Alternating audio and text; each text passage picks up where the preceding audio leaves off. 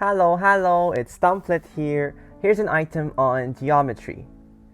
A rectangular paper is folded, as you can see on the screen. Find the length of the crease, or the length of the red segment on the screen. Now this item came from DAM 2022, an examination that Dumplet has hosted. The link to the PDF file will be in the description. As usual, pause this video if you'd like to give this item a try. But if you're done, let us dive into the solution. So essentially we have a paper here. So it's a rectangle, so we have right angles here. And we have kind of like some symmetry. Because we are folding the paper, we could kind of see that, all right, we should have a lot of symmetry going on here. So the dashed line is the original paper, and then after folding, it forms this red, we fold it at this red line. So from this one, we would be able to see some symmetry. Let's try to see that, well, this segment should be the same as this segment. Now, the segment is just the other dimension, which is 15 centimeter based from the question. So this part should also be 15 centimeters. Now, since we know that we have right angles because of the rectangle, we know that we should be able to get this segment, let's just call this A for now, using the Pythagorean Theorem. So we would know that we should know that A squared plus 9 squared, that should give us 15 squared. Right? If we solve for A squared here, A squared would be equal to 144. So A would be, well, technically plus minus 12, but we just consider the positive root in this case. So we're going to get that A here will be equal to 12.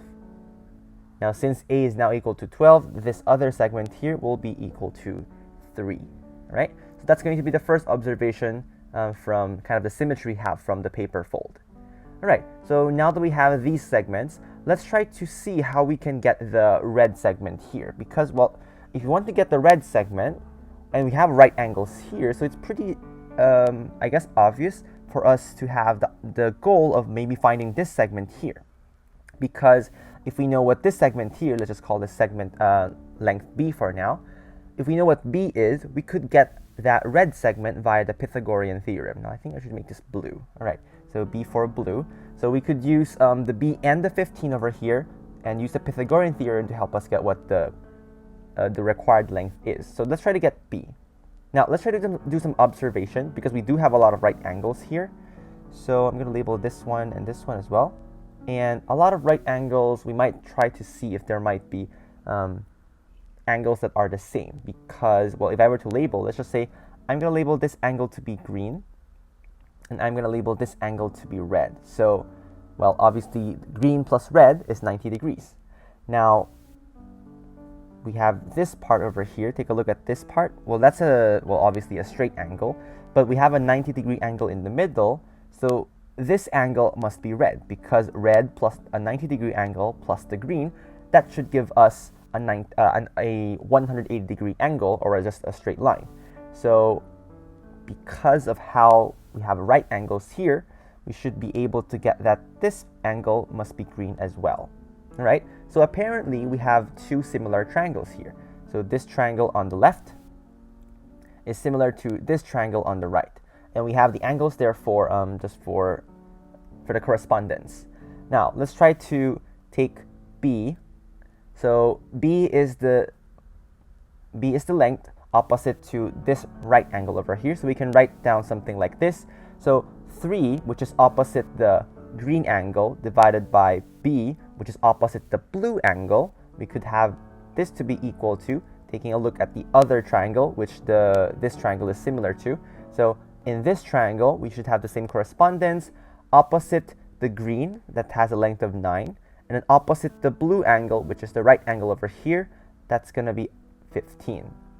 Now, if we try to solve for B here, we're going to get B to be 5, because 9/15 in lowest term is 3/5, so B will just be equal to 5.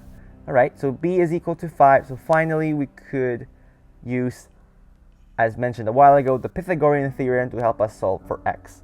So 5 squared plus 15 squared, that should be equal to x squared. So 5 squared is 25. 15 squared is 225.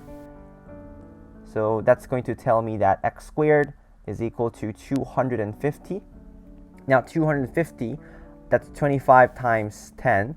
So I could easily take the square root from here. Again, technically it's plus minus, but we just take the positive root because we're talking about lengths here. We have x being equal to 5 square root of 10. Now, just don't forget the units at the end. Going back to the question, we had the dimensions to be 9 cm and 15 cm. So the length of x will be 5 square root of 10 centimeters. And this will be our final answer. Hopefully you guys learned something new from this video, and I'll see you in the next one. Bye-bye.